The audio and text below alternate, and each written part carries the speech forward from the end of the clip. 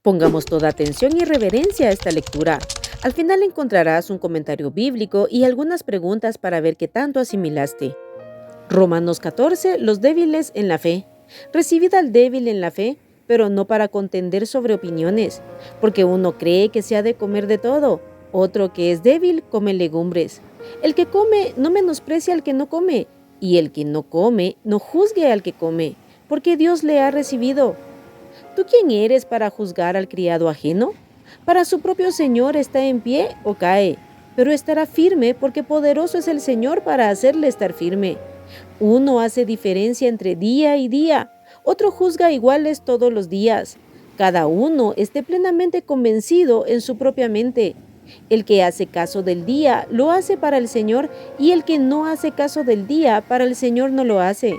El que come para el Señor come porque da gracias a Dios, y el que no come para el Señor no come y da gracias a Dios. Porque ninguno de nosotros vive para sí y ninguno muere para sí. Pues si vivimos, para el Señor vivimos, y si morimos, para el Señor morimos. Así pues, sea que vivamos o que muramos, del Señor somos. Porque Cristo para esto murió y resucitó y volvió a vivir para ser Señor así de los muertos como de los que viven. Pero tú, ¿por qué juzgas a tu hermano? ¿O tú también, por qué menosprecias a tu hermano? Porque todos compareceremos ante el tribunal de Cristo. Porque escrito está: vivo yo, dice el Señor, que ante mí se doblará toda rodilla y toda lengua confesará a Dios. De manera que cada uno de nosotros dará a Dios cuenta de sí. Así que ya no nos juzguemos más los unos a los otros, sino más bien decidid no poner tropiezo u ocasión de caer al hermano.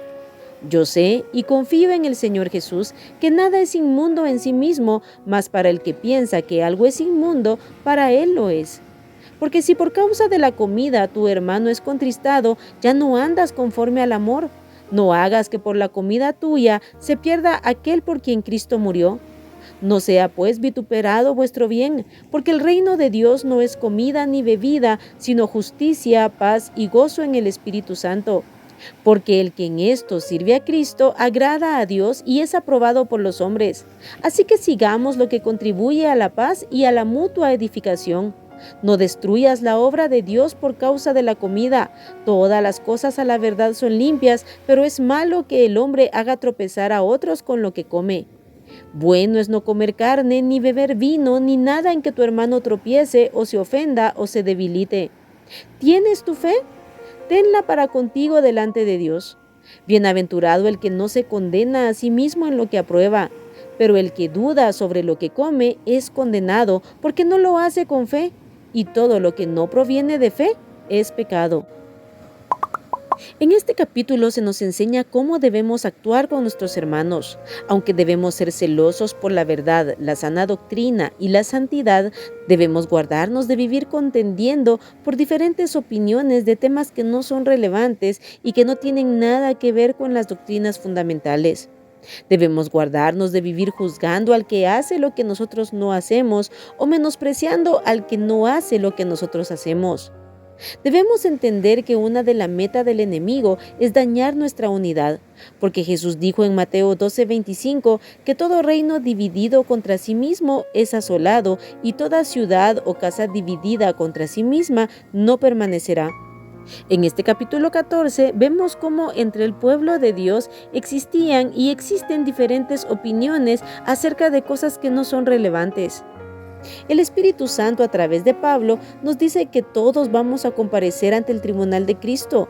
Todo hijo de Dios dará cuenta a Dios por su vida, por lo que cada uno debemos estar convencidos que lo que hacemos lo hacemos para agradar a Dios. Nuestra meta ya no es vivir para nosotros mismos, sino para Dios, para el avance de su obra y para bendición y edificación de los demás. Por lo que debemos vivir con una sana y limpia conciencia y debemos decidir no poner tropiezo u ocasión de caer al hermano. A aquellos que son débiles en la fe o aún niños espirituales, debemos amarles y cuidar sus conciencias. Debemos actuar de tal manera que contribuya a la paz y a la mutua edificación. Si mi hermano se ofende o se confunde por algo que yo haga, aunque sé que no es malo, debo considerarle y cuidarle para no dañarle. Claro, siempre y cuando no sea en contra de Dios y su voluntad. Por ejemplo, en Romanos 15:2 dice, cada uno de nosotros agrade a su prójimo en lo que es bueno para edificación. La edificación de los demás debe ser mi meta, en lugar de vivir contendiendo, juzgando o menospreciando. Y peor aún, ser de tropiezo a mis hermanos. Ahora, si pusiste atención, responde a las siguientes preguntas. Número 1. ¿Debemos vivir contendiendo sobre opiniones que no son doctrinas fundamentales? Número 2. ¿Para quién debemos vivir? Número 3. ¿Todos los hijos de Dios vamos a comparecer y dar cuentas de nuestras vidas ante el tribunal de Cristo? Número 4. ¿Llegará el día en que toda rodilla se doblará ante el Señor? Número 5. ¿Qué debemos decidir en cuanto a nuestros hermanos? Número 6. ¿El reino de Dios consiste en comida o bebida? Número 7. ¿Debemos evitar hacer aquello que haga que mi hermano débil tropiece, se ofenda o se debilite? Y número 8. ¿Todo lo que no proviene de fe es pecado? Aquí terminamos el capítulo 14 del libro de Romanos. Que Dios te bendiga.